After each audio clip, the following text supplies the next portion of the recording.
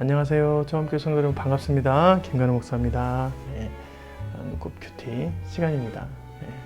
오늘도 하나님께서 여러분에게 귀한 하나님의 말씀을 허락하시고 그 말씀으로 여러분이 든든히 서가는 그런 귀한 시간들 되시길 바랍니다. 오늘 눈곱 큐티 말씀 누가복음 11장 14절부터 26절 말씀이에요. 오늘 귀신 얘기가 많이 나오는데요. 어떤 일이 있었냐면 14절 말씀, 예수께서 한 말 못하게 하는 귀신을 쫓아내시니 귀신이 나가매 말 못하는 사람이 말하는지라. 무리들이 놀랍게 여겼으나 이렇게 했습니다. 예수님께서 귀신을 쫓아냈는데 무리들이 놀라는 상황이에요. 그런데 그 반응이 특이합니다. 15절 말씀, 그 중에 더러는 말하기를 그가 귀신의 왕 바알세불을 힘입어 귀신을 쫓아낸다 하고, 또 더러는 예수를 시험하여 하늘로부터 오는 표적을 구하니. 한 무리는 예수님께서 귀신의 왕이다, 그래서 이리저리 그 귀신들을 쫓아낼 수 있다. 또 한 무리는 그러면 네가 만약에 이렇게 권능을 행할 거면 엘리야 같이 하늘로부터 오는 그 불을 임하는 사건들을 해봐라, 이렇게 시험하고 있습니다. 그래서 예수님께서 이렇게 하죠. 근데 참 제가 이 본문을 보면서 참 이렇게 귀한 일들이 있는 사건 중에 귀신이 쫓아냈다는 것, 귀신이 쫓겨났다는 것은 쉬운 일은 아닙니다. 인간으로서 할 수 있는 일은 아니죠. 영적으로 회복되는 사건이고, 사단과 마귀 또 귀신이 매여있던 인생이 하나님 나라로 입장할 수 있는 그런 기회가 생긴 시간입니다. 그렇기 때문에 굉장히 귀한 영적인 사건이죠. 그걸 체험하고 있는 중입니다. 그런데 한 무리는 바알세불의 귀신의 왕이라고 예수를 말하고, 한 무리는 그런 권능을 이렇게 우습게 보면서 하늘에 불이라도 내려봐라, 이렇게 말하는 사람이 있습니다. 판단을 하니까 무절제의 끝판을 달리고 있습니다. 끝판을 달려요. 정말 유치하게 놀고 있는 것이죠.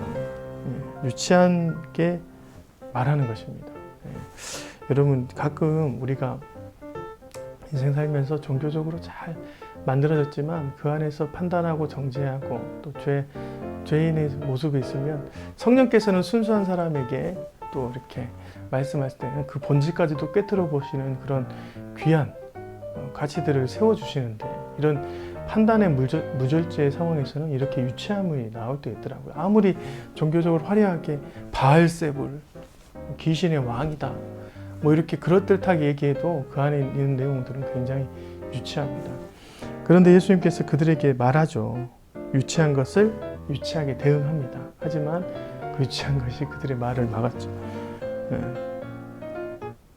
18절 말씀, 너희 말이 내가 바알세불을 힘입어 귀신을 쫓아낸다 하니 만일 사탄이 스스로 분쟁하면 그의 나라가 어떻게 서겠느냐. 내가 바알세불을 힘입어 귀신을 쫓아내면 너희 아들들은 누구를 힘입어 쫓아내느냐. 그러므로 그들이 너희 심판까지 되리라. 그러나 내가 만일 하나님의 손을 힘입어 귀신을 쫓아낸다 하면 하나님 나라가 이미 너희에게 임하였다, 라고 말합니다. 바알세불이 귀신을 쫓아낼 수는 없다. 왜냐하면 그의 나라가 강건하기 위해서는 귀신들이 응집하고 하나로 뭉쳐서 있어야 되기 때문에 들어가 있는 귀신을 쫓아내지는 않는다. 말이 안 되는 것이다. 나는 하나님의 힘을 입어서, 하나님의 손을 힘입어서 귀신을 쫓아낸다. 그것을 너희들이 인정하면 너희 안에 이미 하나님 나라가 있느니라, 라고 했습니다. 굉장히 중요한 말씀입니다. 여러분, 우리가 어떤 일이 있는데 그 일들을 보고 하나님의 손에 일어난 일입니다, 하나님 손길 가운데 있었습니다, 라고 고백하면 실은 어떤 고백과 같은 거냐면 하나님의 통치가 우리 안에 있었습니다.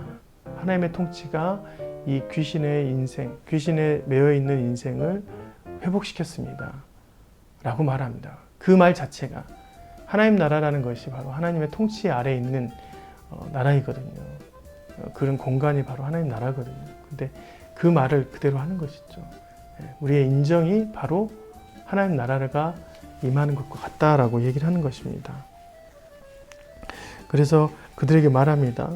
강한 자가 21절 말씀, 강한 자가 무장을 하고 자기 집을 지킬 때에는 그 소유가 안전하다 라고 하면서 비어있는 집에 다시 들어가서 귀신했더니 더 많은 악귀들이 데리고 들어가서 나중에 형편이 그전보다 더 심해졌다라고 얘기를 하는 것을 볼 수 있어요.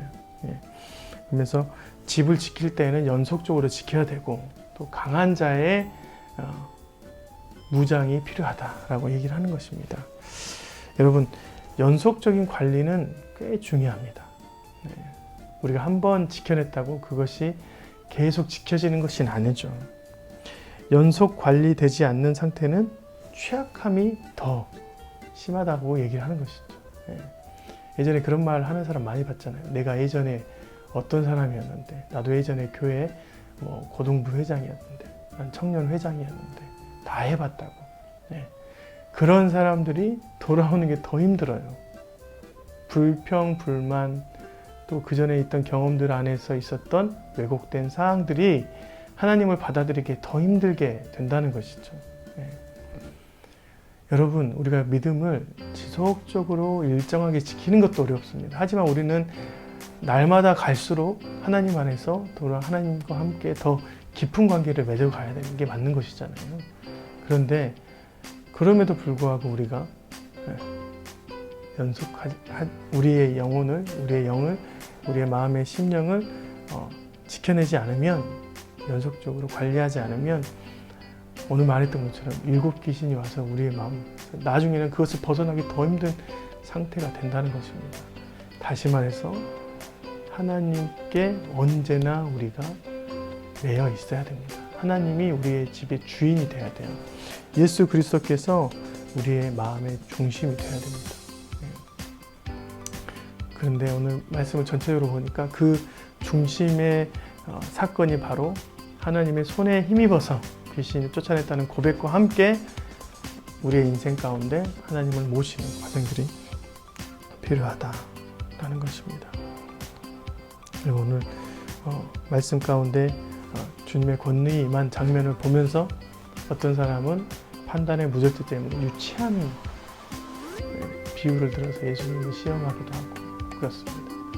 그럼에도 불구하고 여러분 안에 이 말씀을 통하여서 다시 한번 하나님께서 허락하신 지혜로 정말 우리가 잘 살아갈 수 있는 것은 하나님과 함께하고 주님과 함께하는 내 마음의 신령함이다. 연속 관리되지 않는 상태는 더 위험해질 수 있다. 항상 언제나 하나님의 매여 있는, 하나님의 구속 아래 있는 삶을 살아야 된다. 그것이 바로 하나님 나라이다 라고 생각하면서 나아가는 하루가 되었으면 좋겠습니다. 오늘도 감사합니다. 또 내일 함께 또 큐티 하도록 하겠습니다. 안녕히 계세요.